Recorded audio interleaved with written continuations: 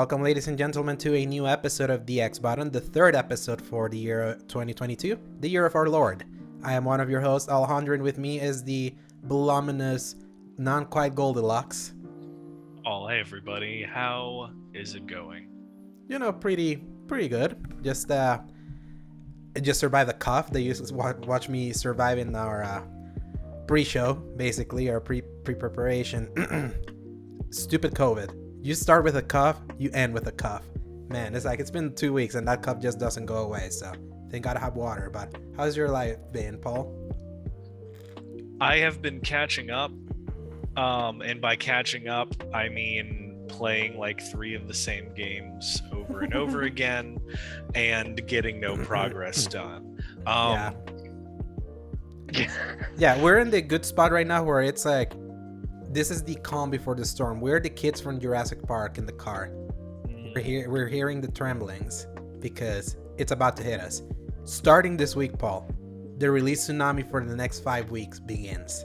Can you believe that? I know. I'm really excited for it because I keep thinking in my head, what is actually coming out? And everything that's like, we have that list, we keep having to I keep having to look at it because I'm like, what was it again? When is this coming out? When do I need to expect playing it? And when can I catch up on everything else that I still need to finish? And then each time I get opportunities to finish those games, I play something else. Yes. So. It goes like this. We're starting with Uncharted this Friday on PS5. Then the next week, Dying Light 2. Then the next week, Sifu. Then the next week, Horizon. Then the next week, Destiny 2, Witch Queen, and Elden Ring. Those are the big ones, not even mentioning other ones. That's in the next 5 weeks. Those are the ones that we're personally invested in. Yeah. Man. I can't wait, though, to see how we decide. And I think the good thing is that we're not within Games Media, is that we have to be the outsiders and see how people react. We can allow them to tell us if it's worth investing in one of those 5. I know 2 of them are already in the back for Horizon and Destiny because I know what they are. The other ones aren't like, okay, I want to hear what people say. Obviously, Elden Ring is another Souls game. I want to hear how hard or how much different it is because I tend to bounce off those. And I need to hear about Sifu and Dying Light 2. So, and we have the, what we've been talking behind the scenes, how we're going to try to cover them, or how to be able to play all this by account sharing. So, I can't wait, but those are inside baseballs. Before we dive into what we've been playing, just a reminder that we are always going to be posting right now every Wednesday as of this year right now based on our current schedules, both video and audio. And you can find the audio services at anchor.fm/escape-media and all our videos always at the Escape Media channel on YouTube. So Paul, hit me. What have you been playing? Well, the first and largest thing that I played was Kingdom Come Deliverance. Bought for $6, right? Yes, I picked it up for $6, and I ended up getting the DLC as well because that was all on sale as well, which was like, I think, a total of $20 for everything. So I was like, yeah, all right, I'll pick it up. And I forgot that, yes, it is rough, so rough of a game, but it really immerses you. At its best, that game pulled me in like Skyrim did back in the day because it has such an air of mystery and slight confusion because it doesn't follow the general mechanics of all of the shorthand games that we're taking for granted know how to do.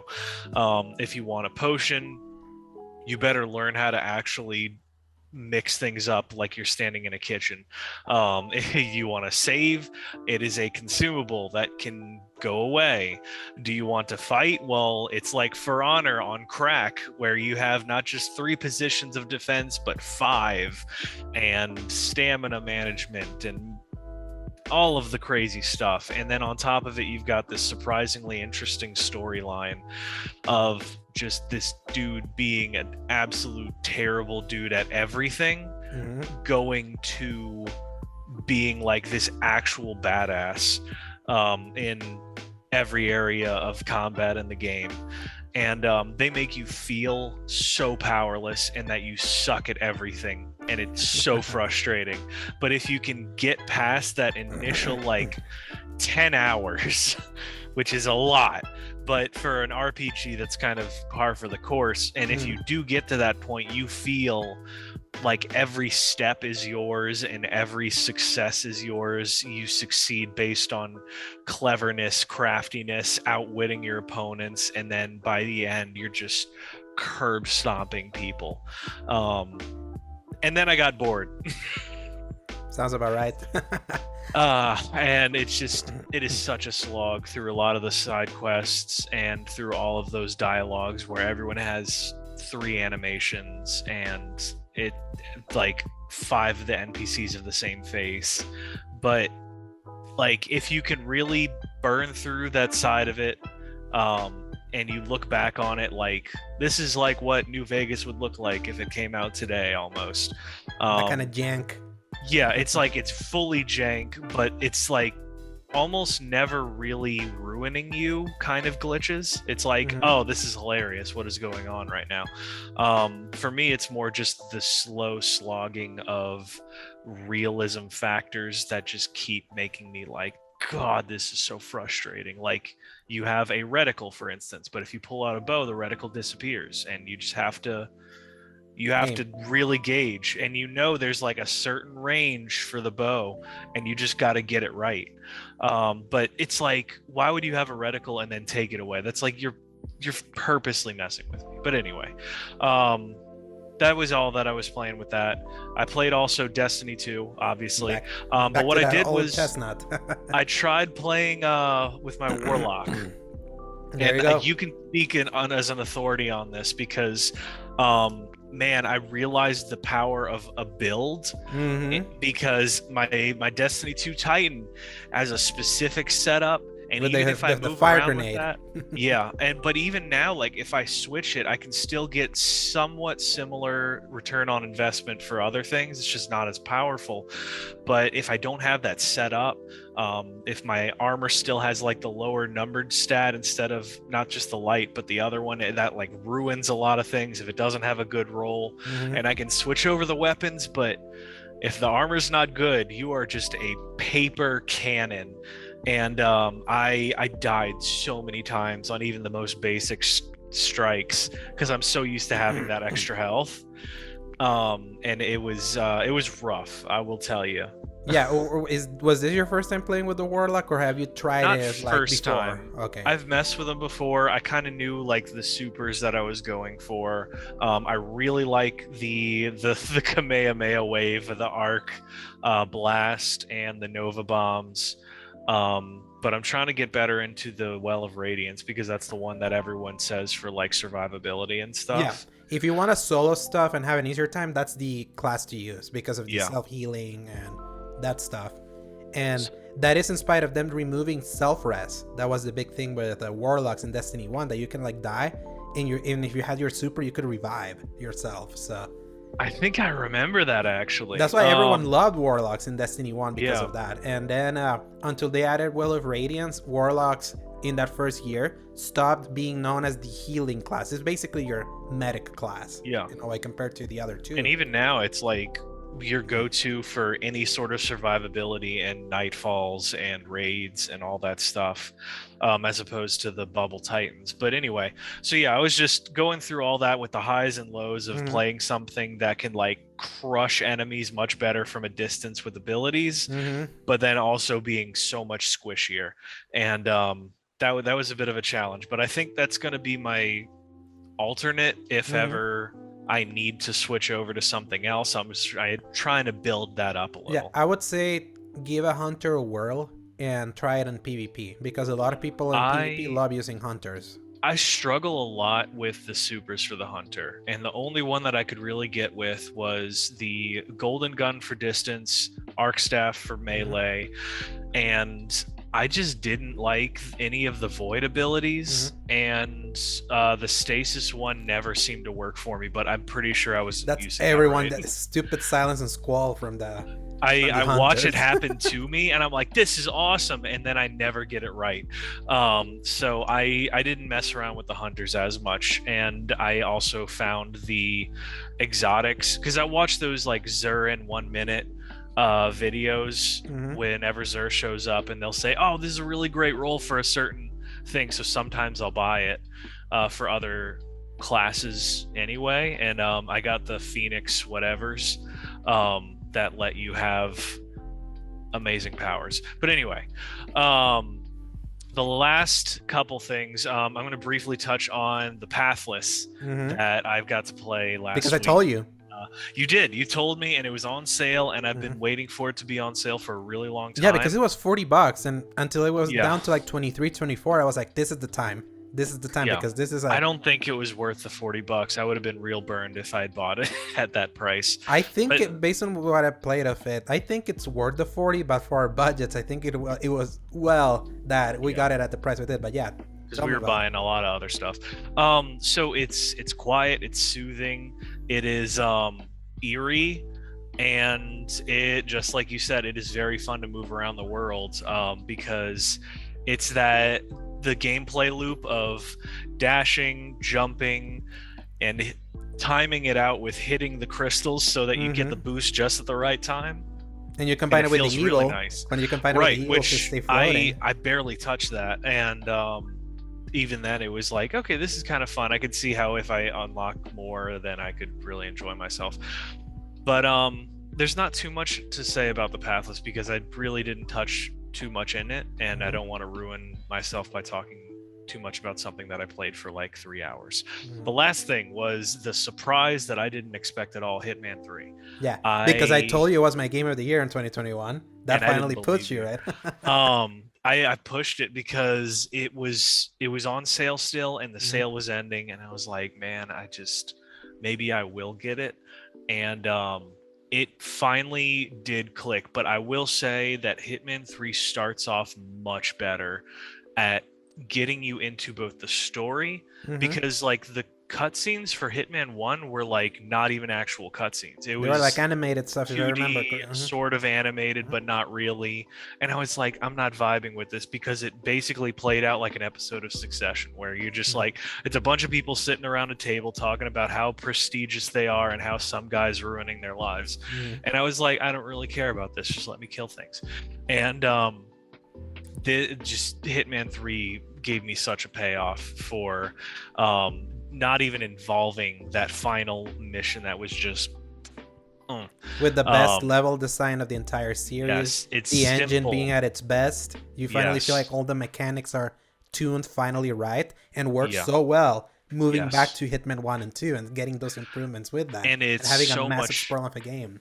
Oh yeah, and it plays so much better. And I'm realizing they did tweak the shooting, because if I'm on my game, I can actually get some good shots in, which makes my play style work a lot better. And it also made me realize that following along with the challenges, it doesn't actually matter if you don't do it 100% if you perfect, actually, right? So if you kill a few people but you're trying to go for a challenge, it doesn't matter. You make up with the XP gains there. Exactly. And some of the challenges specifically ask you to kill enemies that are not on your target list, because it'll say, well, kill 5 enemies with the shotgun, or kill 10 enemies with the shurikens and the samurai sword. I'm like, there's not that many targets in there. And I went, wait, do you went down the rabbit hole with the manor level where you become like a detective? Yes, I went through all of that, and it took me forever because there was like one piece of evidence that I was missing, and I had to look it up to see where it was. But that was like one person that I hadn't confirmed had done it. And then I did, and then I will say it felt a little weird because you tell the lady the truth of everything and then you kill her, so nothing really happens out of it. But I don't know if I just like jumped the gun on that by killing the lady that I told all of that to. too early, but the process of it was really fun. I loved the manor. I love walking around it, and I realized that the reason I bounced so hard off Hitman 2 is because I definitely just did not like the designs of their maps nearly as good as the first game and the third game. Yeah, I would say Hitman 2 is definitely the weaker one of the three. It was still a pretty good game, but It like added a lot of scope, which I Mhm. liked. But I also like that they refocused a lot of their missions in the third game to be a lot more close knit instead of it's like this super wide open area, but you can only kind of jog, so it takes you literally like 5 minutes to get across the But I map. feel that's the irony. It's like the scope was made bigger because of the new Right. engine, but they designed it in such a way that you can still have those intimate, more close together moments Yes. that allow the design to shine instead of just being like wide open. Hmm. And it's a lot easier to pick it up and put it down. I think it's just the shooting is great, but also all of the different options that you have for taking out enemies. The mission stories are so much better because I used to just feel so overwhelmed. Mm-hmm. And like in Hitman 1, there weren't nearly enough options for it, and they built that up by the time Hitman 3 came around, and like they added more stuff to the previous ones to give you more options and items, and Now you it's a understand lot why better. that. Now you understand why that game was my obsession from January Yes. to April Because of I'm 2021. I'm re-going through. I still haven't even finished the DLC for Hitman 2 yet because Mm-hmm. I'm just working through. I mean, I played Hitman 3 first, then I'm going through back. Mm-hmm. But just the fact that all of that is happening, I've barely touched contracts, escalation, any of that stuff. It's fun to walk through the world and say, all right, well, now let's see if I can do this without getting spotted. Mm-hmm. And the movement for Hitman 3 is updated so much that I feel more like I'm playing Metal Gear Solid, which was my complaint. I was Mm-hmm. like, I want more fluidity in my movement if I'm really supposed to sneak away from people, and they did that, and it feels so much better, and I feel amazing when it works out, and less like they're beating me over the head when I fail. Yeah. Yeah, Thank God so I you. could talk about that forever, but Yeah. Yeah. And now you see that I wasn't speaking out of my butt when I gave it my favorite game of the year because yeah, that game was an obsession for 4 months for me. Obviously, new stuff came out because I drew it dry. I squeezed that game dry in those first 4 months. So I am glad that I didn't pick it up on release. I don't think I would have enjoyed it as much as at $60, but just that's the how I ability picked to it, and I play loved through. it. I picked it at True. 60. But this is me who was like really bouncing off the series until now. It would have helped my view of the series, Mm-hmm. and then also being able to do all of the stuff now in Hitman 3 without all of the crazy storage space it used to require, because you remember each map pack 100 was gig. individual. It was just so much, and I couldn't deal with that. But now it's so much lighter. Yeah, It was because they like compressed stuff for megabytes. next gen. Yeah. They did a really good job at compressing that file. It's crazy to have Hitman 1, 2, and 3 all Yeah. together for 67 gigs. Exactly. That's That it. blows my mind. Like, how did they do it? And Cracking then technology. finally coming in with the year two, which I believe the not the arcade mode, but the freelancer mode is Mm-hmm. coming out in spring, which I Yeah, found out. in 2 months. So Yeah. I've got a little bit longer to not burn myself out on it before that Mm-hmm. comes in, You but can I'm take your looking break forward now and to wait it. for that new content because you're now in. Yep. Because I'll call it right now. Like I wasn't as huge a fan of Hitman 1 and 2, respecting how cool some of the ideas were, but I was also in your same camp of there's something cool here, but there's also something missing. I feel like this could be smoother, and 3 just nailed it that way. So that's why it was my, especially as someone that's such a stealth aficionado that loves that malleability. I felt Hitman 3 Yeah. was just the perfect stealth game for this time. So And just that little bit of less rigidity, like you said, where like you can be stealthy, but then I can like be a little more fast and loose, but also still stealthy, and it rewarded me instead of penalizing me, and I felt just it felt great. So were anyway, you big on Absolution? that was my first of the series actually, so I did like it, but I Okay. did also feel like That game punishes you for killing people, so that's why I was wondering Yes. if you liked that one, because that one, you always had the negative stuff if you knocked someone out unless you hide Right. them. I played through it once because I liked the story enough, I was like, I have no idea what's going on. Why are there weird BDSM nuns? Mm-hmm. I thought this was serious. Why is he in a chicken suit?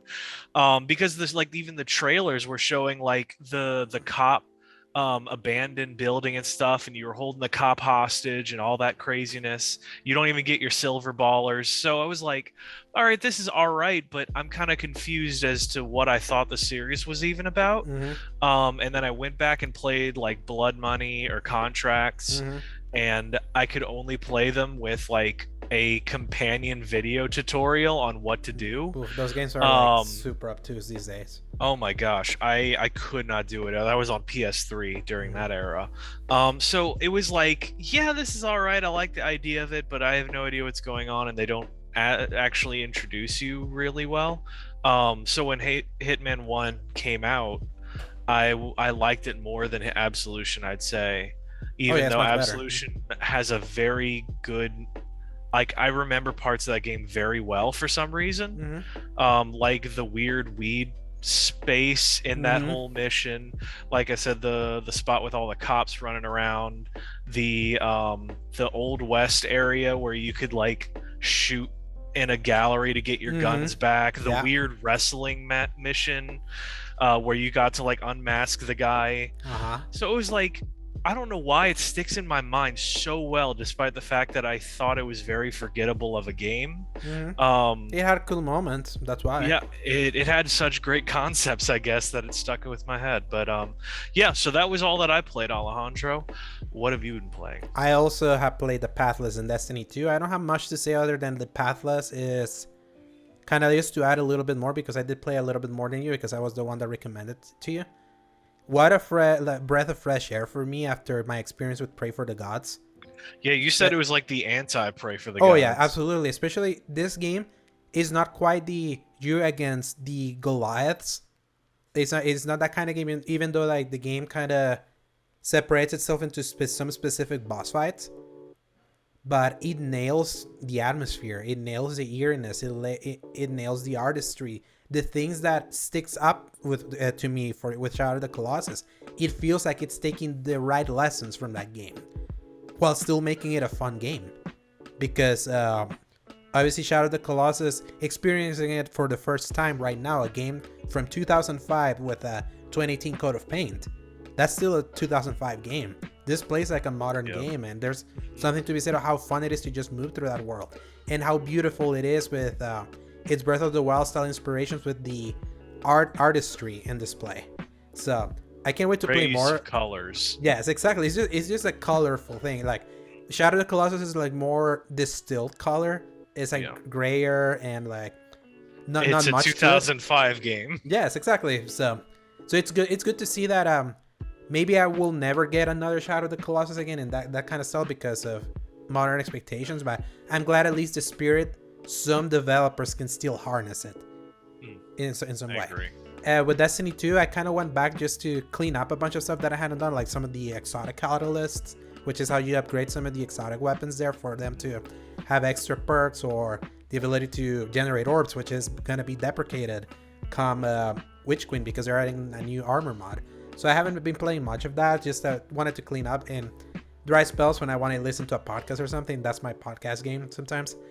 My mom got COVID, so she basically took over the living room because she needs to be in a like more open space, and the 4K TV is there. So that's why I didn't play more of the Pathless, because that's the game that demands to be seen with the prettiest TV you can, so you can really appreciate its grand artistry. But while she was there and she's recovering, like she was like, come hang out with me and play something with me. I was like, yeah, I can put on the Switch. And we play a couple Nintendo games like Super Mario 64, Donkey Kong Country 2, and also Mario Odyssey. I did Mario 64 because that game to me and my mom is like the definition of my childhood when I was 3 years old. So it was just like a huge nostalgia kick. Same as Donkey Kong Country 2. That's like, so our memories with those two games of when I was younger was just like a huge jolt of nostalgia. And she watched me just speedrun through them. It's so easy to speedrun Donkey Kong Country 2, a very hard game, because the SNES online app allows you to do the suspend and kind of like reset stuff if you like mess up. Oh yeah. So that allowed me to like play through that game in such a quick way that she found very entertaining, because like, this is so good to see you doing that, because it would be very frustrating to see you lose, have to load back into the level and go from there. Yeah. There's a reason why sometimes those games took forever to beat sometimes back in the Yeah. day, despite them not being long. So then I got to speedrun through that, speedrun through Mario 64 in like 2 hours, but just the 70 stars. I wasn't gonna go for the 120. And that's an interesting experience for me. Like, every time the end credits of that song, like the end credits of that game roll, and I hear the song, and then I see Mario and Peach saying goodbye, my mom always tells me she always has that memory of me crying and saying goodbye when I was 3 years old. It's like then saying goodbye, because it was such a special game that I cried again. Like when that happened, just remembering, it's like, yeah, this is like the kind of experience from that you experience in that childhood. Like, there's a reason why people sometimes love nostalgia, because it makes you feel good. Yeah. And it's bittersweet, because it's like, oh man, remember when times weren't this hard? We were in the middle of this nonsense where we are. So that by itself will bring you to tears. Absolutely. I think that that more than ever right now. And then my mom was like, has Mario had like something modern, something that looked like Mario 64? I was like, well, they did Odyssey, and I know that's the one that feels closer to 64. And then she said, oh, show it to me. She was gobsmacked. She was like, I cannot believe how pretty, how cute this game is. And wow. As someone that always says that I always liked Odyssey, but when I thought about it in the whole pantheon of Mario games, I always thought about it lesser. This experience with him now, it makes me think higher of it, because it's like, you know what? Nintendo really did another Mario 64 here. Like, the movement is similar. Mario even does the thing when you climb the thing and he lifts himself with his feet on the top. And that wasn't in Sunshine, and I don't remember if that was also in Galaxy. I could be wrong, but that, to me, seeing the happiness she felt just me watching that, I was like, you know what? Mario Odyssey is a damn good game. I don't know why I let my memories of it sometimes be lower, and I think it was because I've beaten many Mario games multiple times. Odyssey does the thing that you can beat it once, but then it has so many moons that you have to collect, and I never fully collected them. So it's like, I never had that experience to be able to go through the main story again, because there's no reason to, because so much of the storyline was the post game was so big that they were like, I don't want to go back, reset my moons to play through that story again. And I think that's why I thought less of it, because when you play other games multiple times, you can have better memories than only one that you played once. So that, I cracked the nut for why I felt that way. So, but I'm glad, because Can you imagine an alternate world? Bear with me. If they had spread out the storyline to require more of those moons, I don't think it nearly would have been as good of a game. Yeah. Because it would have been padding rather than and that's why they did it, because it's like they made a tight game that you can, and then if you want to keep experience more of it, that's what that back game is. And I think that's brilliant, because we have talked many times that many games don't respect your time these days. Yeah. So that one actually does. In fact, there's some people saying like, the game's done for me. I kind of like don't want to go back to that. Some people feel that way, but they managed to serve both audiences. And my mom wants me to finish it in front of her, and I can't wait to play, because I've been wanting to replay it, and that's gonna be a good time, because I can't wait for her to see the New Donk City musical part. Yes. That's such a high point. She literally, when I showed her the point where you could dress Mario as Pancho Mario and go to the secret room where you play, oh my gosh, she lost it. So I was like, Nintendo, you did good with this game. Sorry nice for job. sorry for me not thinking too highly of this one, because it's actually special.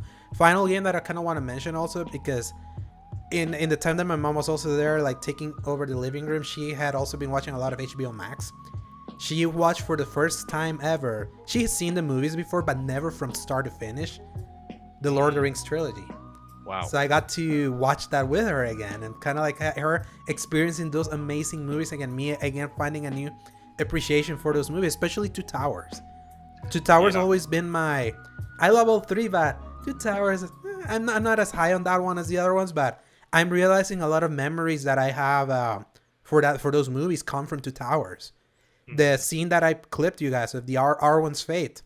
Yeah. When Elrond's telling her, it's like, what's gonna happen when Aragorn eventually passes, and it really stuck me. It's like the artistry, the cinematography, the music that I finally found is called Evenstar, based on like her last name. It's like that really struck me. Like I was like, wow, there's movies are not as magical as this. Think about movies that have that kind of artistry in every frame of it.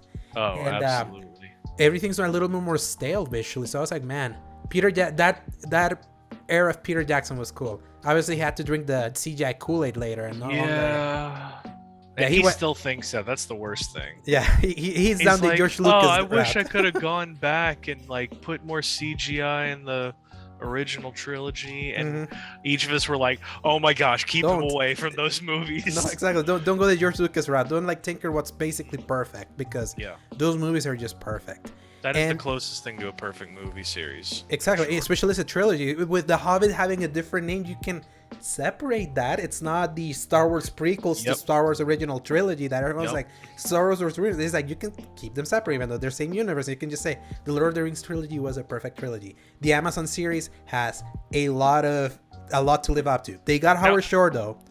Is that the same plot line? It's going to be a different plot line. I think it's from the Second Age, because the Lord of the Rings trilogy is from the Third Age. Right. So it's not actually like the real... It's not going to be the stuff movies. that we've already seen. Okay, good. Because that was what I was really afraid of. Yes, but they got a composer. Of the original? Howard Shore. He's going to compose the series. So I was like, okay, you're on the right track, because a lot of that movie is defined by its music. You can hear that songs and you know which part of the music is. That's how defining that song is. So I was in a Lord of the Rings kick, so I was like, well, I haven't played Shadow of Mordor since 2014, 2015. I'll re-download it and play it. And a reminder that was a surprisingly fun game from back there. A complete shock. That was a game that was not on my radar.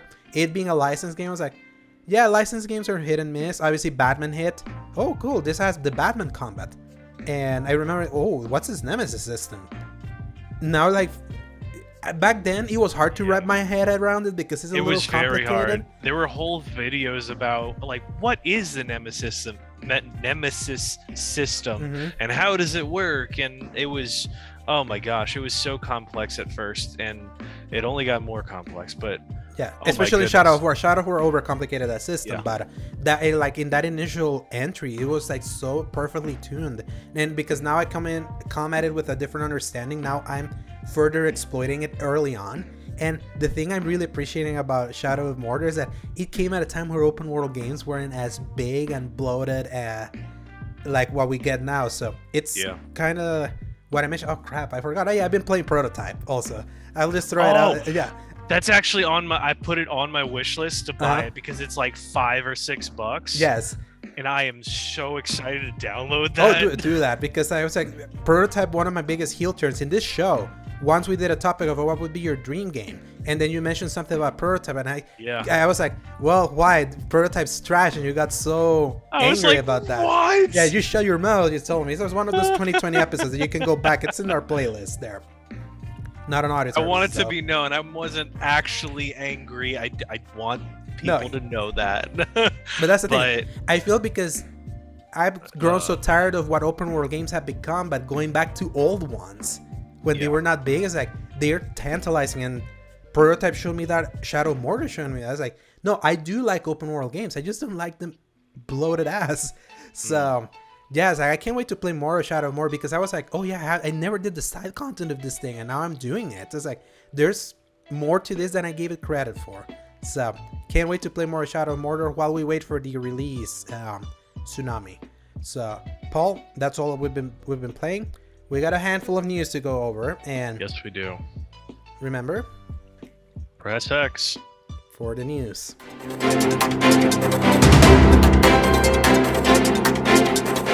All right, Paul. So after we posted last week, it was our episode of our most anticipated games, I think it was. No, we recorded, because we posted that later. Yes. Because we recorded early due to MLK Day. So I was like, yeah, let's record it early, because we're recording on Tuesdays usually. I think I made a joke about there. It's like, let's see what kind of news drops on us now that because we didn't do news the first two episodes. Yep. literally the day after. And we already thought that there was going to be a lot to talk about, and the next day. Yes, the biggest bomb dropped. You may or may have not noticed, but the biggest acquisition in gaming history happened exactly a week ago. Microsoft entered an agreement to buy the scandal-shrouded, beleaguered publisher Activision Blizzard in an all-cash transaction in the amount of $68.7 billion. We want to note, we did an initial reaction to the announcement. If you want to see our initial thoughts, it's in audio service. Yeah, it's in the audio services. It's also in YouTube. We spoke for an hour over the ramifications of that deal, the initial ramifications, before we knew more. Since then, more details have come out to the light as for how the deal came to be and what could be some ramifications of this acquisition. So, number one in those, the deal happened after Activision Blizzard actually approached Microsoft to basically bail them out in the wake of the Wall Street Journal expose on CEO Bobby Kotick. After waiting to see if anyone would outbid the transaction, the deal was made. It was initially announced that Bobby Kotick would remain CEO of Activision Blizzard when this was initially announced.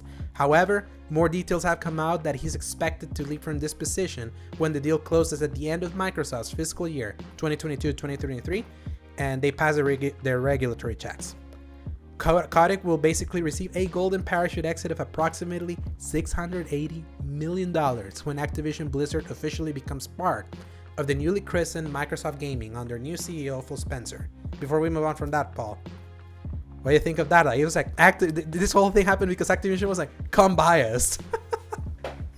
It's so frustrating because I can see the lines between these dots showing how Activision Blizzard was so desperate for a bailout that they're basically going around to all the biggest companies saying, "Help us take on all of this stuff, take on the responsibility, get the cops off our backs," basically, and public eye.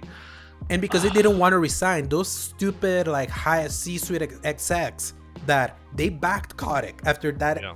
We talked about that expose where it was revealed he knew about the sexual harassment in some of his bigger studios, and he fought to keep those guys in because the Call of Duty basically assembly line couldn't be stopped. So despite him saying, "No, I didn't know all of that was happening under me. I'm gonna take a pay cut just to try to fix stuff," even though he always knew. So yeah, that's what's so insane. That instead of them taking the high road and be like, "No, we're leaving," and have those golden parachutes, they had to go to someone else to give them a bigger golden parachute.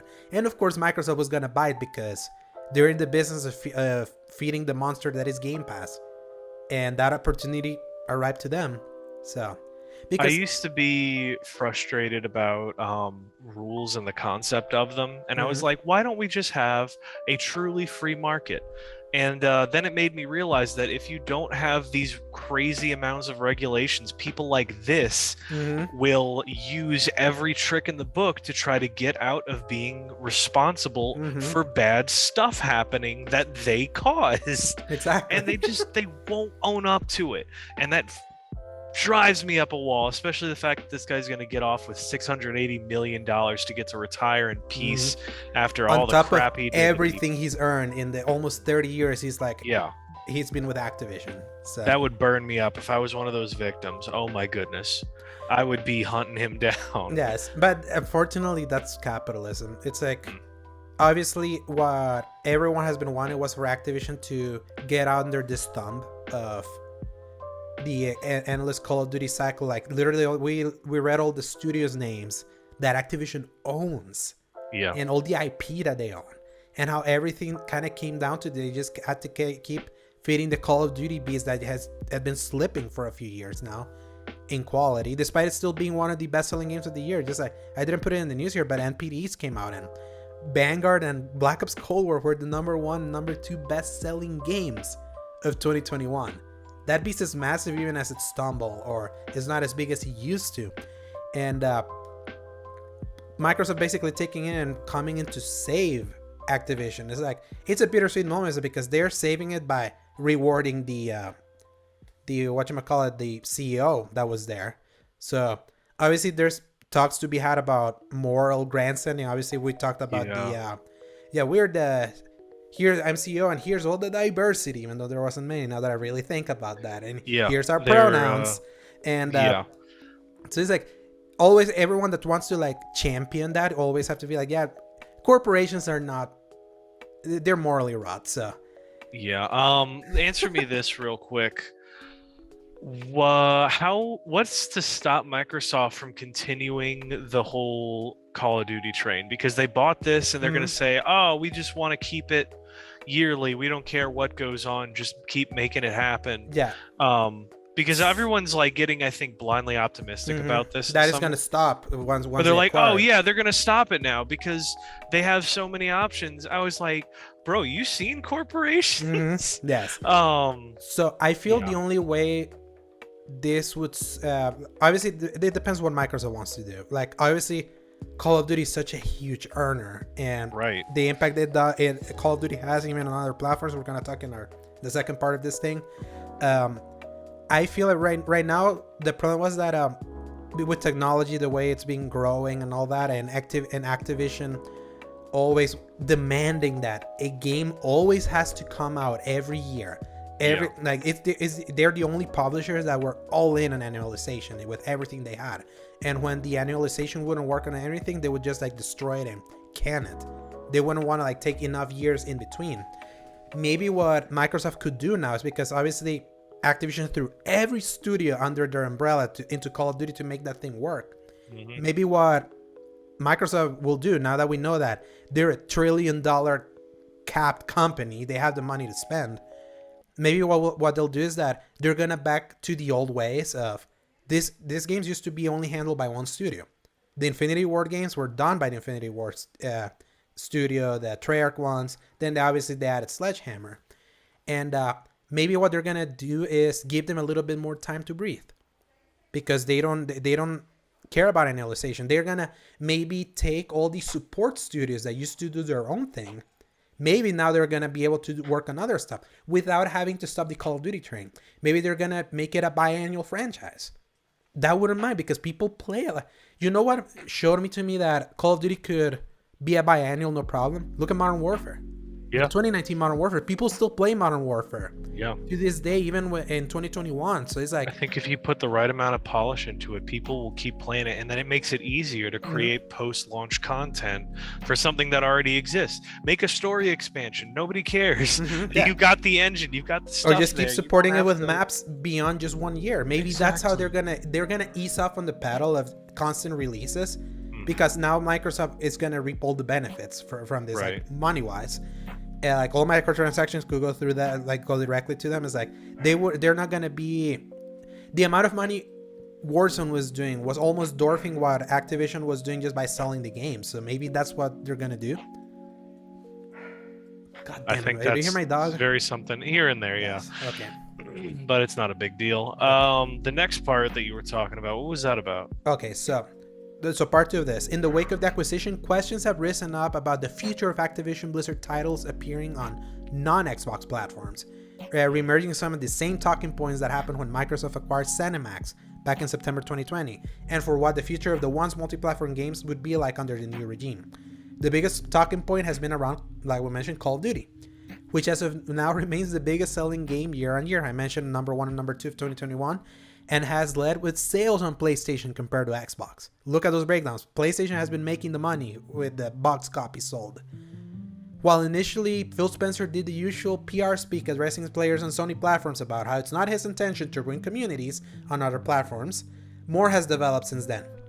PlayStation's market value dropped an astonishing 13%, basically losing $20 billion in market value in the process, following the Microsoft acquisition announcement, which prompted Sony to deliver a strong/fearful statement to the Wall Street Journal, where they expect Microsoft to honor previous contracts and agreements with Activision Blizzard and expect their future games to remain multi-platform.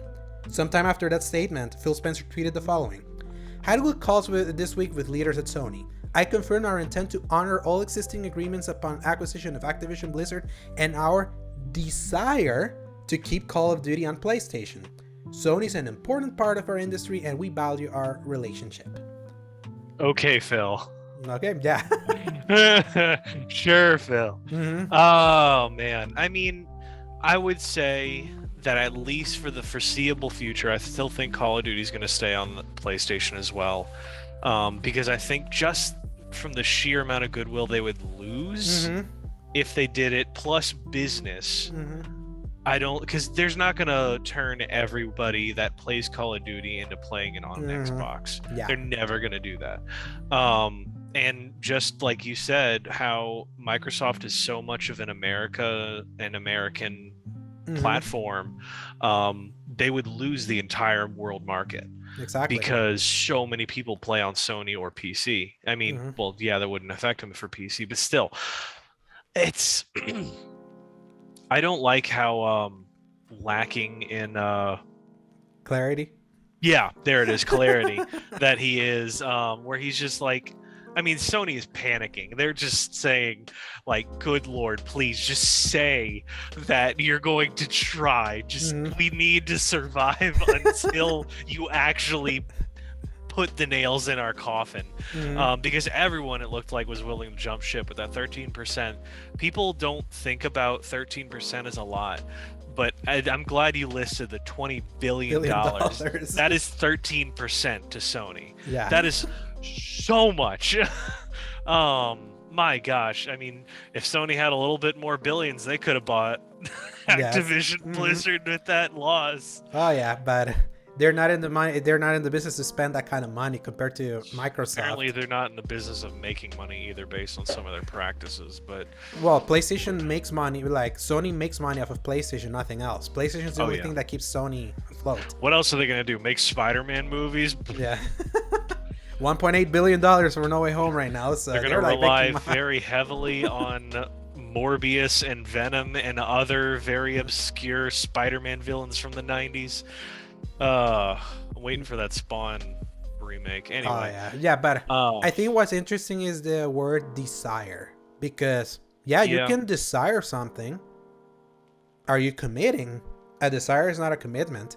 Yeah. I will say though that because everyone goes back to the ZeniMax deal, and whenever that finally solidified, Phil Spencer went on that stream with Bethesda, and they were like, "We're honoring all the previous agreements and all the previous games that were there. They're now shutting down. Like those communities are still going to be supported, but the core of this deal is that we wanted to provide great new exclusive games for Xbox platforms, and everywhere there is a Game Pass. That Game Pass where every platform that has access to Game Pass, and then to be fair to Microsoft, it's like when everything's in the Microsoft umbrella, it's like the possibility of playing something on Game Pass through xCloud, through your iPad, your phone, a PC, the two Xboxes that they sell, the Xbox Series X and the S, especially the S, how easy of entry it is and how widely available it usually is compared to the Series X.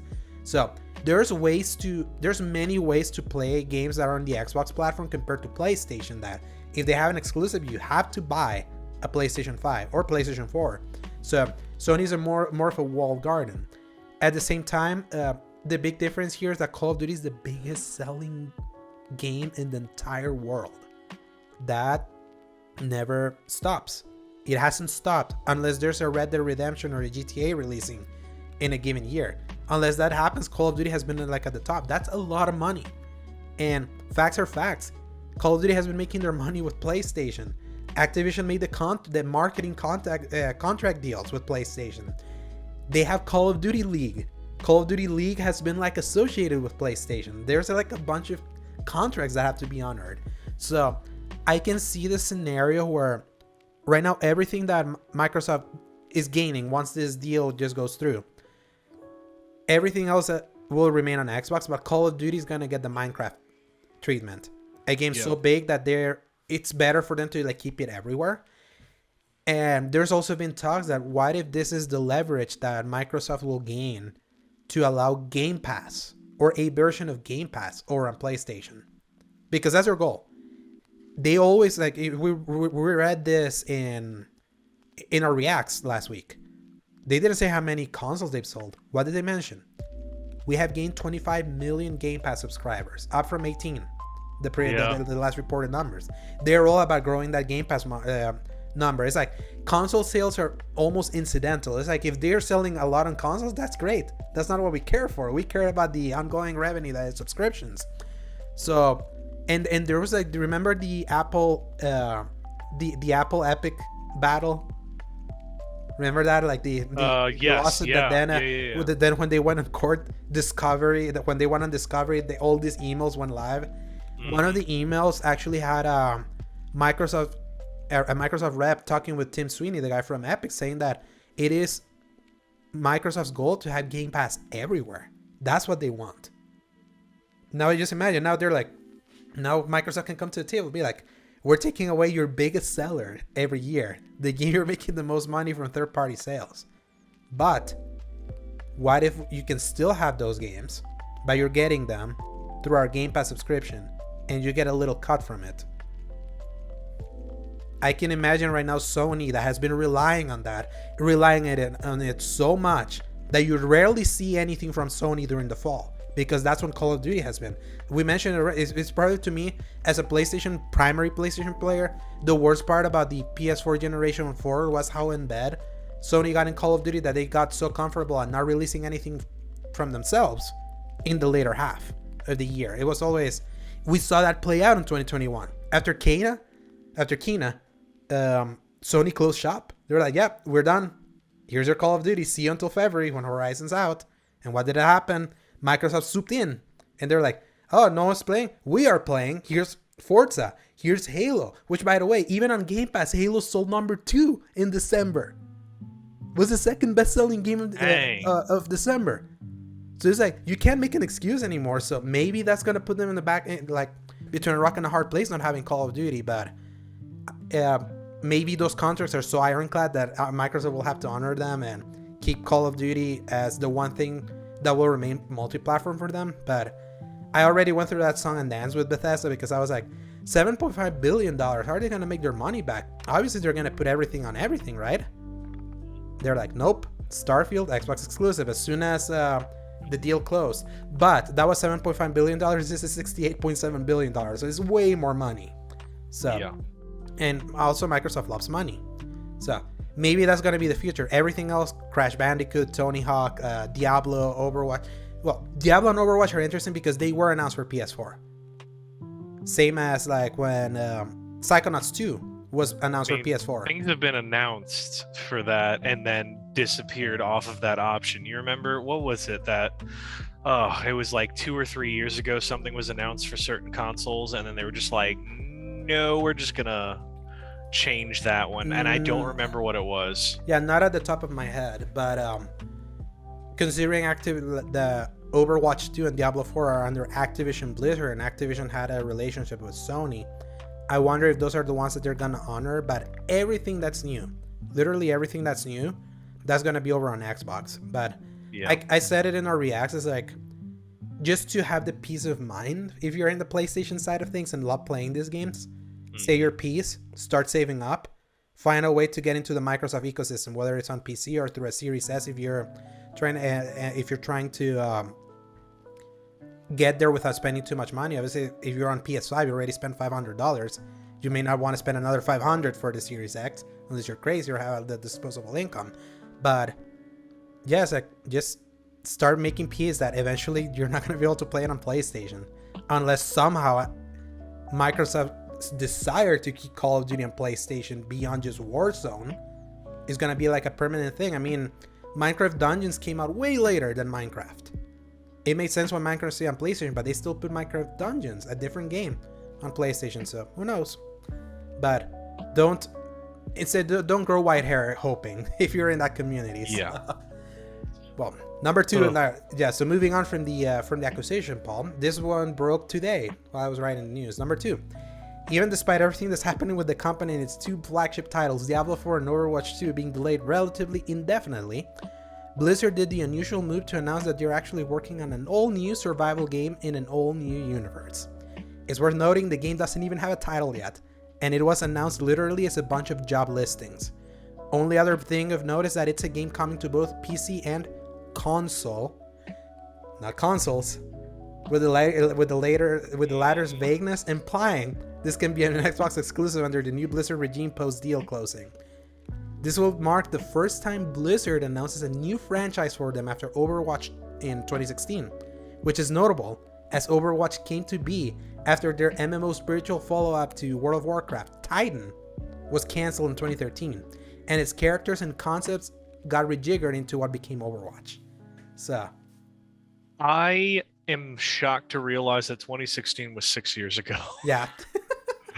I had to do the math while you were talking. I was like, wait a second. I almost said 5 years, out. but no, we're in 2022, no, so it's been we're 6 years in since 6 now. Overwatch. Oh my gosh. And the last time Blizzard released anything of consequence. Yeah. Not called Warcraft 3 Reforged, the worst. I know, word right? imaginable. They did nothing at all in that time besides like maybe some post-launch content. They did 4 years of expansions. They did 4 years of Overwatch content for the original one.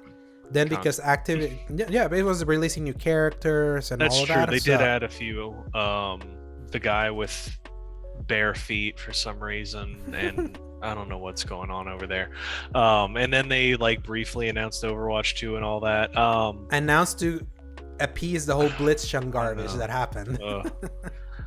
And I know they were doing some stuff with well, of course, like your Diablos. Diablo Immortal. Do you guys have phones? Remember that? Jeez. That's still not out. Immortal is still not out. At least they did was it 2 remastered that came out already? They did Diablo 2 Reforged, but that wasn't Blizzard. That was Vicarious Visions. Right. And then what was the Diablo 4 that still that's coming? Yeah, that's still coming. Okay. And whatchamacallit, Warcraft 3 Reforged was the other thing that came out from there, and it was garbage. Yeah. One of the worst remastered works ever done. Okay. Jeez. And then just anything involving Warcraft that is yikes. Wow. Man, they really haven't done a whole lot, because when you were saying that, I was just like, no, there's got to be something. I'm trying to rack my brain whatever it was, and no. Wow. I say, like, the creative in me is like good for them, because at least they're like putting out something, but this also strikes me as, if you're saying all it's announced is by job listings, that means this is so early in the process that it's not even actually an announcement. This is the exact same stuff that like Star Wars games would get canned like years after this point. So the fact that people are like, guys, it's okay, they're working on a new game, it's like, no, they're not working on a new game. They just got the green light from the stack of submissions from all their unpaid interns, and they grabbed one and said, yeah, okay, let's green light that, put some job listings out and say that we're working on it. That's basically all this is. And it means nothing to me, really. And Blizzard notorious for taking forever to make games. Remember when the wait from Diablo 2 to Diablo 3 originally was 12 years? Where I still to this day, I'm like, wait, there's only 3 Diablo games? I feel like that's been so long since I've been around that there's got to be more than that. But yeah, that doesn't sit right with me. And I feel like it's just them saying, oh, business as usual under the new regime. I can definitely feel the timing is peculiar that they're doing it now, post the announcement, because with everyone knowing what's happening in the exodus of talent that Blizzard has suffered since the lawsuit came to be, and them also kicking a lot of leads that were perpetrators of sexual harassment and all of that, this wouldn't have played well if they had done this in the middle of all the scandal they got last year. This works now because this game is not going to come out until probably 2030. Keep that in mind because of how long it took, because Diablo 4 and Overwatch 2 are still not out. So this is after that. We don't even know when these other 2 are gonna come out, so it makes sense, because when the ink dries and they're finally at Microsoft Studio, maybe now they'll have a different PR shift where people are gonna be like, okay, all the horrible people are gone, Kotick is gone, like, and his board of directors, now we're under the good guys under Microsoft. Maybe it's good to apply and go work at Blizzard again. So I can kind of see that, but just the timing is peculiar. But hey, it's a new thing, and the thing that's interesting with the Blizzard is that every time they announce a new game, it's a different genre. They rarely do things in the same genre. They only have one MMO, they have one looter, they had one MOBA, Heroes of the Storm, that they had to close because no one else was playing it, and they got a shooter. Now they're doing a survival game. So in all those games that they've done really well. Let's not like underestimate how big Overwatch was. I mean, don't underestimate the power of their marketing budget. Mhm. I think that's the only reason. Well, at that and the porn, but that's the only reason any of that ever got popular. But I think part of it was lightning in a bottle, and part of it was just a lot of money. Mhm. And then The paying a best lot of people CG to trailers play in their the game. business. Oh yeah, those Yeah. CG trailers, that almost got me to play Diablo. When I would watch those CG trailers, I was like, yo, that's what happens in the game. This is awesome. And then I looked at the game, and it Top down. Yeah. I mean, like, not to trash on it, because I do love Diablo's really good. top-down I'll hack fight you and on slash. that. I love yeah, Diablo. It is, but I'm just saying, like, when you look at that, it's like, those mobile game advertisements where you're like, this isn't the game. Exactly. At all. Yeah, I will concede that. But the game that Diablo is really good. It's so addictive. That was also So- like 13-year-old Paul. It was like, oh, this is snobbery. Oh. No, so you're Anyway. talking about the 13-year-old Paul that Stranger of Paradise would have been the greatest game of all time. Roughly, yes. By the way, people, watch the new trailer for Stranger of Watch Paradise. the trailer. It's amazing. It's a trip. Good Lord. Oh, Oh game. my Stranger gosh. of Paradise. God damn it. I love you so much. And I hate that I love you. I hate it so much, but it just looks fun. Yes. Anyway, Number 3, Oh. Paul. So moving on from the macros of an Activision of it all, we're going to good guy EA for the moment because they're not having quite a scandal unless you're Battlefield 2042, which you're trash fire, continuous trash fire. Despite the original 10-year agreement coming to an end on 2023, EA is still committing to a working relationship with Lucasfilm Games and has announced Respawn Entertainment is developing 3 new Star Wars games for the coming years. Number 1. The first of these is the official sequel to Star Wars Jedi Fallen Order under director Stig Asmussen, director of the first game and more famously known for directing 2010's God of War 3 on PlayStation 3. And finally marks the official confirmation of the game after a couple years of staff hirings and rumors and speculation. No confirmation of a release year yet, although reporter Jeff Grubb did confirm a couple weeks ago the likelihood of a late 2022, early 2023 release window. Number 2, Respawn is also working on a new Star Wars game more fit to the studio's own bread and butter, first-person shooters. While barely any details are known about this coming project other than it's not a new EA Battlefront, and that the team who worked on the VR game Medal of Honor Above and Beyond is the one in charge of it, thanks Jeff Grubb, the most tantalizing aspect of it is its director, Peter Hirschman, or Hirschman, no, I don't know how you say that. I'll call him Hirschman. Hirschman previously last worked as Vice President of Development at LucasArts prior to the Disney acquisition, and his dev acumen notes he was the executive producer on both the original Star Wars Battlefront games made alongside now defunct studio Pandemic in the PS2 Xbox era. The ones we love, Paul. And also was the one who originally announced Star Wars Battlefront 3 being worked on by Free Radical Entertainment back in 2006, a game that was eventually cancelled when Free Radical went under. Hirschman also had some involvement in the fan-beloved original Star Wars The Force Unleashed. So great director doing this first-person shooter. Work has just begun on the title, so expect at least a few years for this one. Also of note, apparently this is a different single-player first-person shooter project than one previously reported by Grubb that's a new property over at Respawn. It was being made by Mohammed Alabi, who famously designed the controversial Modern Warfare 2 level No Russian, and left the project earlier this month. That project was expected for like 2024 and 2025. And finally, number 3. The third game announced here will be a Star Wars strategy game, but the notable thing is that Respawn is not fully developing it, but it's producing it alongside Studio Bit Reactor, which according to their Twitter description, it's a new independent AAA video game studio founded by developers of XCOM and Civilization, with a mission to create genre-defining games experiences. Considering the last notable Star Wars strategy game was Empire at War, it'll be interesting to see how this new strategy game under this known talent shakes up. Paul, what are your thoughts? this is All right, so I'm going to start off with my own Hmm. personal thoughts. Boy, am I excited. Yes. More Um, Star Wars games. yes, thank God. This is what we've been looking for like I wasted Forever. 10 years of my Hmm. life waiting for stuff like this to be announced and coming out finally. And I mean, granted, this is like barely a step or two above what I just clowned on with Hmm. Blizzard because it's like, oh yeah, we're working on something. It's like, all right, well, come talk to me when we actually see it. But at the same time, I feel like the stuff that's talking about this, the people that are talking about it are a lot more trustworthy, Hmm. and I trust Respawn. I'm also always really surprised at how big Respawn apparently is to be able to work on all of this and the maintenance for Apex freaking Legends. Apex Hmm. Legends and whatever else they're doing. Um, I really hope this is a set of passion projects where Hmm. they said, "Hey, we want to work for these specific things," and that they're not just being forced to do it. Um, because I mean, that's usually not a great thing. But at least they're working on more first-person shooters for them specifically. Hmm. That's their talent.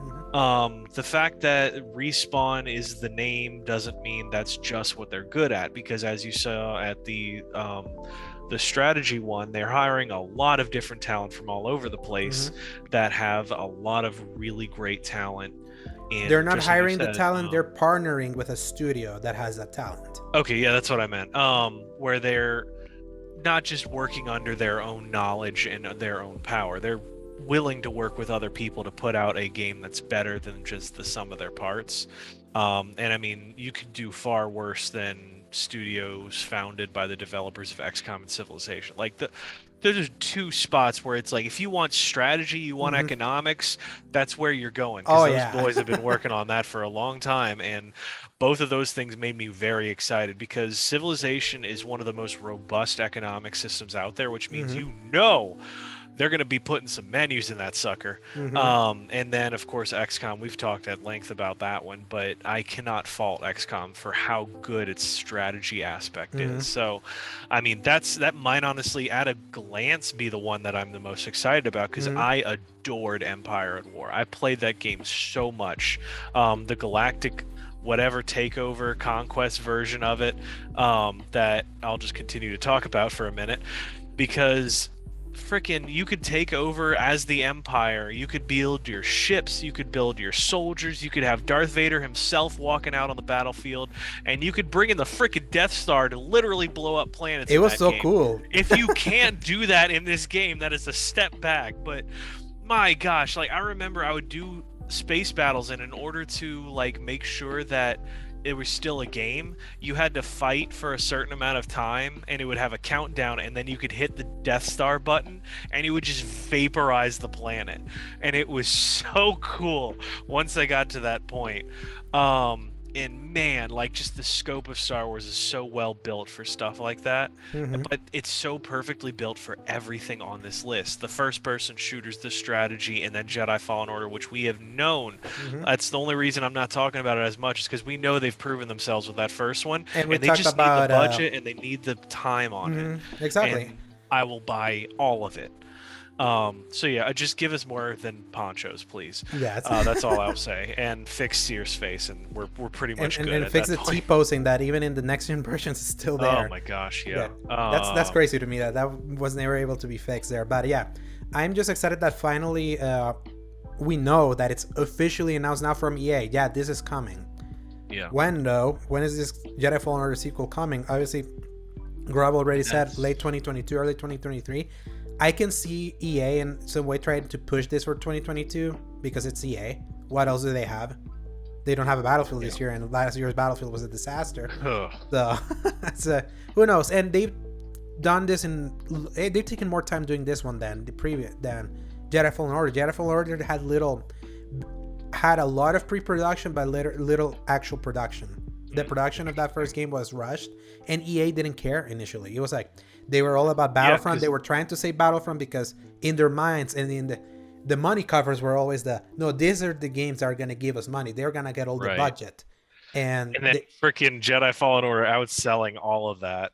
yeah. Just Yes, because that was still when everyone thought that single player wasn't going to be good anymore, and Jedi Fallen Order freaking trashed all over Oh, that. absolutely. Thank God that worked, because that not only changed things at EA, I think it changed a lot of stuff with the AAA development Hmm. industry entirely.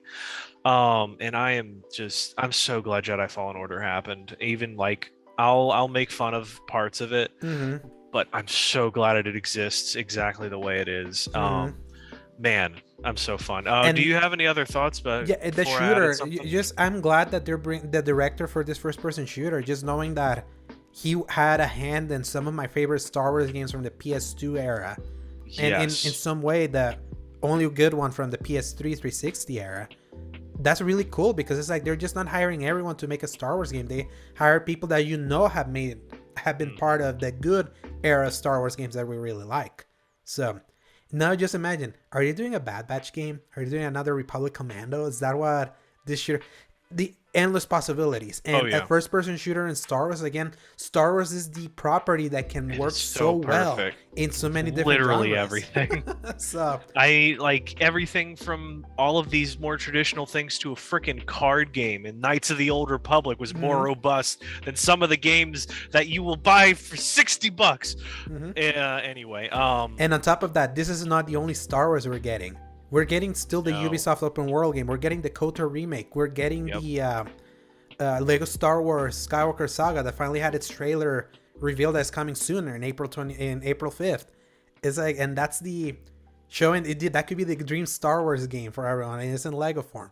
There's like so many recipes of Star Wars we're getting now, and it all happened because not only one publisher is doing this.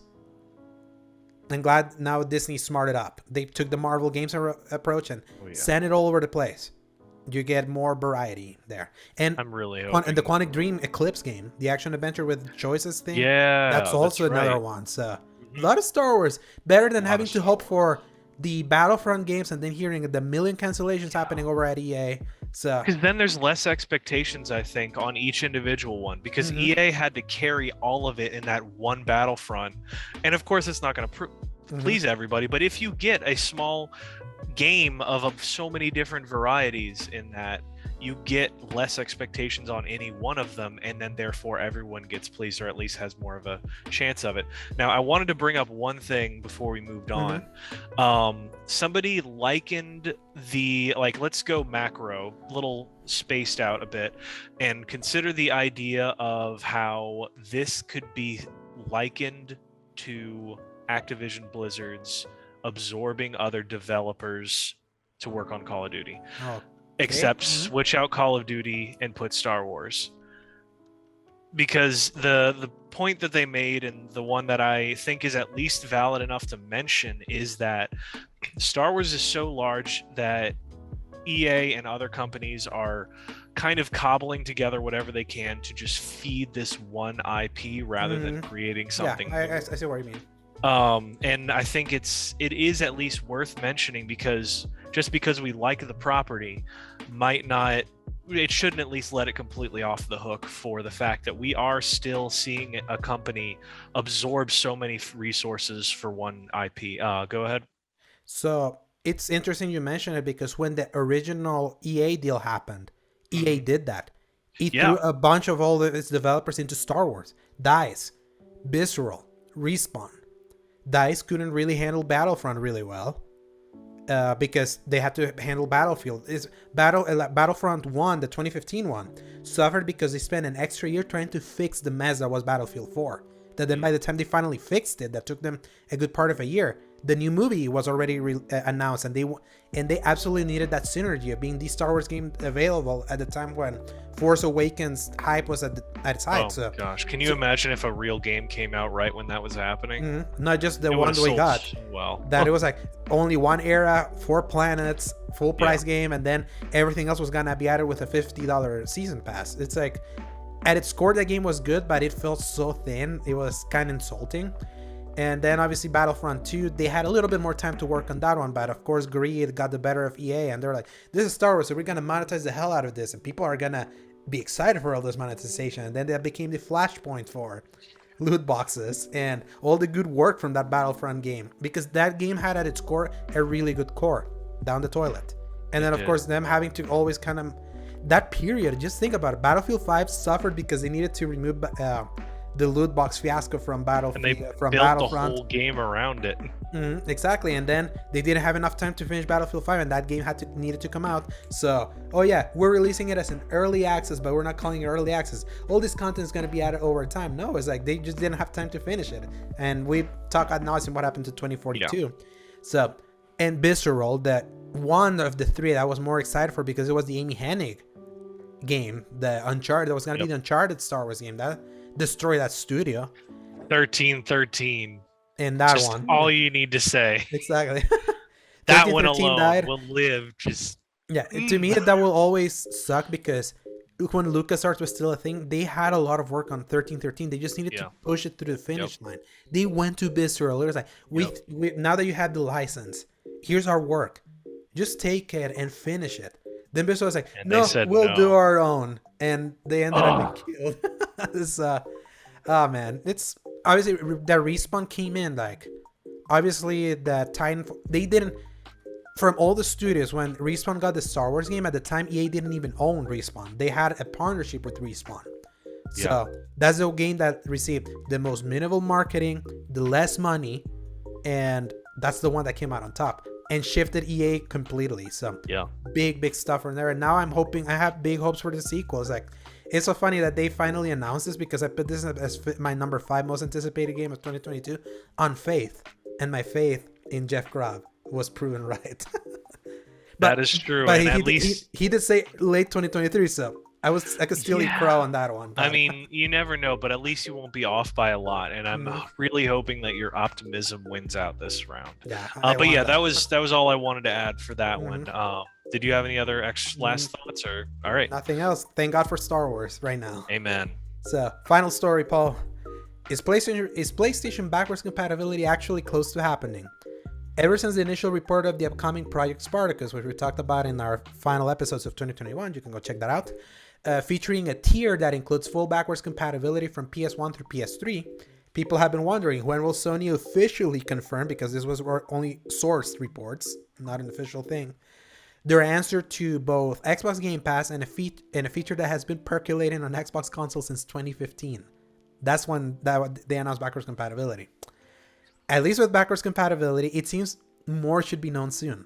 Last night, from when we're recording, if you were to check your trophy lists, suddenly you would find icons of untitled PS3 games in your list, when before you could only see PS4 and PS5 trophies. When you couple this with the fact that the UK version of the PS Store started listing the PS3 Prince of Persia titles that were not even available for something like PS Now, with prices listed before they removed those listings, it makes you wonder if we're witnessing publicly Sony testing something that for their backend for the eventuality of this much requested feature finally happening for PS3 games in next gen. Remember, PlayStation 3 has been an almost permanent pain point for any backwards compatibility attempt by Sony thanks to its initial eclectic, horrid architecture. By the way, recent things like the renewal of a 10-year-old patent by Sony, which mentions the ability to simulate old consoles with some CPU trickery. Maybe that's a signal this nightmare is almost over for the people on the Sony side. If there is anything that could do it, it would be the PS5. Because as we've seen, the stuff that was so hard on the foundations and fundamentals of game development have been completely upended with the power of these new consoles. Second, emulation has been a thing for so long, and I'm so sick of these developers ignoring its existence. So I really hope that this is basically going to be their response to it. My biggest fear associated with that is that it is not going to be like Xbox's backwards compatibility, where if you have the disc, you could pop it in and then you're good. Or the digital game. Or the digital, where you'll pop it in and it downloads a digital version of it for free. Where this one, they'll either say, hey, pay a subscription like the Nintendo situation, or you're going to have to buy it anyway for, even if it's like less expensive. I can absolutely see them selling classics for $20-$30 anyway. And I am not okay with that, but at least it'll be an option for people to play those games to for be fair to posterity. not white knight Microsoft too much. Even some of their backwards compatibility titles are like $20-$30. What happens is that they do Okay, so sales. that is... They do sales often where they drop to $1 or something, to $3 to which $4.99. that's what they should be, but Yeah. we've already established that that's where they put it at with sales is what they should be at normally. And they just want to get people for opportunity's sake. But you're right. It's when you see they got me, like, just to give an idea, like I bought a bunch of backwards compatible games this past week, because when you see, oh, this game is usually 30 here, but it's $5 now. Wait, this is 19, it's only $1 now. So that's why they do it, because that psychology of seeing the price is usually at, and then you're seeing the sale price and then thinking, I may lose on this, I'm gonna buy it now even if I'm not gonna play it right now. So that's why they do it, even though they shouldn't, because their value is it's way past its value point at this point. Oh, so much. I mean, at this point it's going to start making it full circle and making it more viable to buy, because you just can't find it anywhere. Yes. And I froze for a second. Hang on. Okay, now. I'm back. Okay, I was like, you said it first. No, on my screen we both froze, but sometimes my computer's like that. Anyway. Okay. This could, if Sony is actually testing this so that PS3 finally becomes fully backwards compatible and not a PS Now thing, because only the PS3 games were the ones that, no, they can't be played natively. They can only be streamed from our server farm here in Japan. Yeah. Like, just the easy win. And that's the thing, like, because when they were like, no, we're not going to do backwards compatibility normally, everyone was like, okay, so are you going to remaster every single of your big games so that at least they can be preserved from PS4 onward? And there's so many series, the Killzone series, Resistance, Infamous, other smaller games like Heavenly Sword, Lair, Folklore, huge list, like an eclectic group of exclusives that the PS3 had that are just like withering in the bind, just existing there, and the PS3s that are still working right now by some miracle. It's they absolutely have to figure this out, because it's such a easy PR win. But here's the problem also. Microsoft hasn't just enabled backwards compatibility. They've gone above and beyond. Absolutely. FPS boost, resolution boost. They're basically giving you the equivalent of a remaster for free with the games you already owned. And Microsoft is big enough to be able to do that, and Sony would have to divert so many resources to make that happen that they would be eating so many profits for so long. So unless they've been doing this for the past like 5 or 6 years, it's going to be such a long process to make this happen anywhere close to what Xbox is doing. I mean, I remember making fun of it when Xbox said Game Pass. I was like, there's never going to get me to do a subscription service to pay for games that like I could just buy myself. And then they just kept hitting you with all of this stuff, the day one releases, all that stuff. It's like the discounts of the games if you want to eventually buy them when you're there. It's just like, but it's all stuff that you can't just do right off the bat. The infrastructure required and the quality assurance testing and stuff is just gonna be so much work. So Sony that's why to get their crap together. And that's why I remember when we did the our reaction to the initial PS5 specs reveal of GDC 2020, right when the pandemic started. Yeah. And when initially the miscommunication was that, only the 100 most popular games in PS4 are gonna be backwards compatibility at launch. Yeah. And remember that how furious that was, and eventually they're like, no, everything is, except a few games that just don't work with the new system. By waiting, they made the decision to literally wait until this generation started to do the work that Microsoft started doing in 2015. Maybe they could eventually get to the point where they can start enhancing PS3 games, but the problem is that they don't have the software acumen that Microsoft has. Microsoft's not great with hardware until now. Recently, they finally found their sweet spot and doing great job with hardware. Look at the Xbox One X and even the Series X, like how powerful those are, and them doing a machine that's way smaller than the PS5. And the PS5 had to be like this mammoth Alienware style tower just because of their cooling thing, and Microsoft was able to do that in a much smaller machine. But Microsoft has always had a great job of figuring out stuff through software. So the software, from the software perspective, Sony's not as good. If not, they would have already figured something out. But they also made the intentional decision of waiting until now. So it's still always going to be like yeah, it's better late than never. But it's so by now doing this, it's just gonna highlight Microsoft. You did good by starting so early when you were in your worst possible moment, because being able to play so many of those 360 games enhanced many games that don't run well. I tried playing Oblivion on Xbox, on just the base Xbox One. That game runs like shit most of the time, and that game got enhanced for Series X and S to run at 60 frames. A game from 2006 and got a resolution boost. Like, Xbox is just crushing it. Honestly, literally.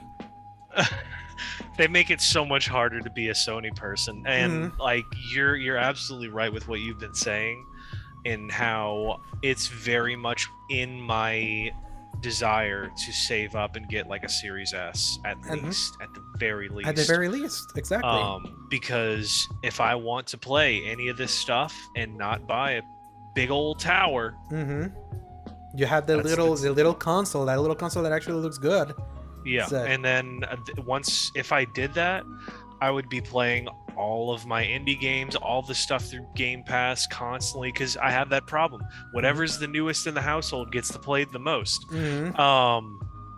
And that's my issue. That is my failure as a human being. But golly, oh man. Yeah, I still have to hope, going back to Sony thing. Just at least do it. It's even if it's not as good, it's that's your problem for waiting until now, until your competitor has leaped way ahead. And I tell you, I mentioned Project Spartacus here, and I think we mentioned it last week. If not, Project Spartacus cannot release and not have day one exclusives.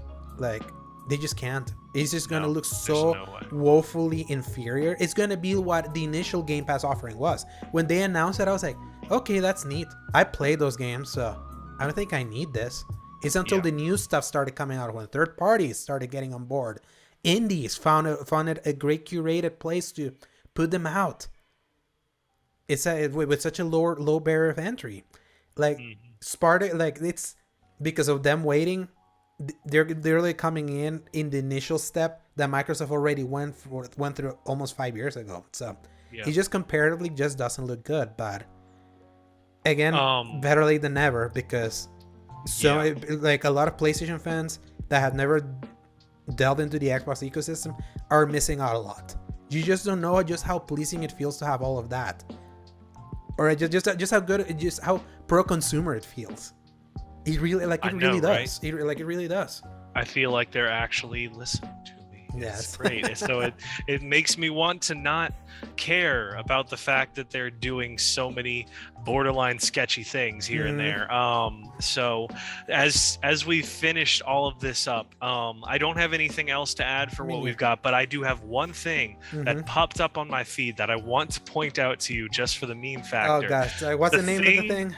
The thing that needed to show up for the demo of Stranger of Paradise, an official gameplay overview trailer. Oh god. Just dropped. 3 minutes and 46 seconds explaining the loot system, the combat, the classes, the stuff that I was just lost on.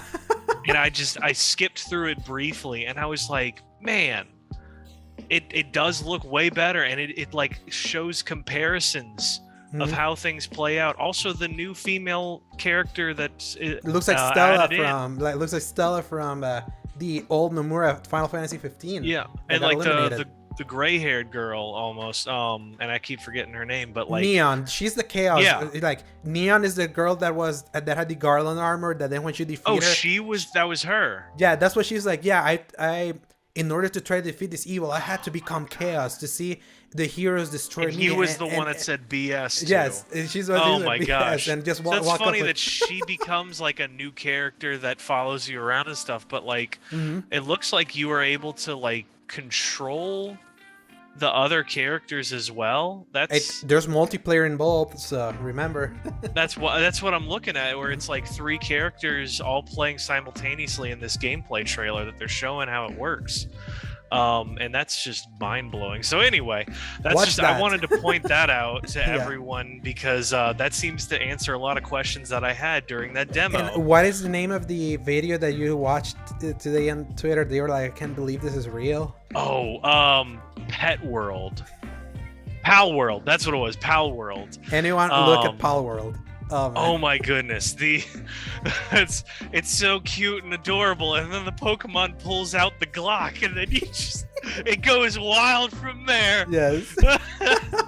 It looked honestly so whimsical and lovely, and like time and effort put into it, and like added mechanics that Pokemon should have, and then it's a third-person shooter with Pokemon as your buddy.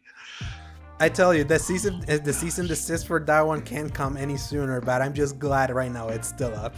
Oh man, I hope it stays. I really hope it stays and becomes a thing. Anyway, so that's everything from me. How about you? That's everything for this week, Paul. So, Paul, where can people find you? As always, y'all can find the best tweets in the world and silly memes at Dork of Art, along with occasional art that I actually post. You can find me sometimes at YouTube, also at Dork of Art, and on Twitch at AngelSword21. Alejandro, how about you? You can find me on Twitch at twitch.tv/TheSlayerGiant. I haven't streamed in a while, but we may do some stuff soon with all the games that are coming up, especially some of the co-op stuff.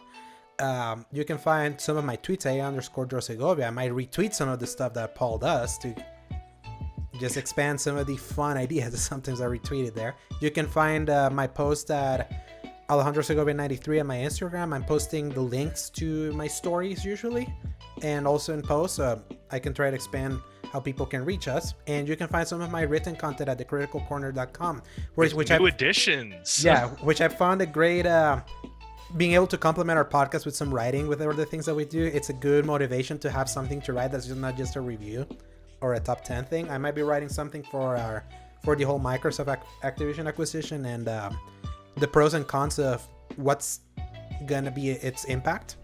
I can elaborate more sometimes in writing than I do in the podcast, but yeah, you can find all of that there, and you can always find us here, like I mentioned at the beginning, at Escape Media on YouTube and at anchor.fm/escape-media, where you'll get the RSS feed, where you can put it in all your favorite podcast services on your own or the ones that are already there. You'll see the list. So, Paul, it's been a pleasure. And remember, everyone, press X to play.